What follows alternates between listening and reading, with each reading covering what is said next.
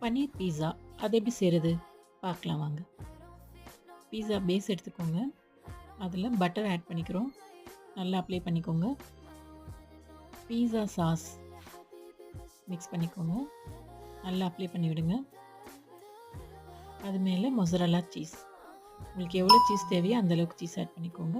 பன்னீரில் salt,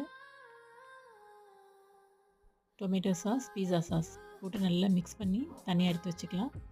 onion வைக்கிறோம். இப்போ அது மேலே கேப்சிகம் வைக்கிறோம், டொமேட்டோ, பிளாக் ஆலிவ்ஸ், பன்னீர். இதுக்கு மேலே பெப்ரிக்காவும் பீஸா ஹெர்ப்ஸும் போட்டு ஒரு பேனில் கொஞ்சம் பட்டர் அப்ளை பண்ணிக்கலாம். தவா வச்சு அது மேலே குக்கர் வச்சுட்டு ஒரு 10 மினிட்ஸ் பேக் பண்ணிக்கோங்க. பீஸா ரெடி ஆகிடுச்சு. Okay viewers, don't forget to subscribe. Thank you.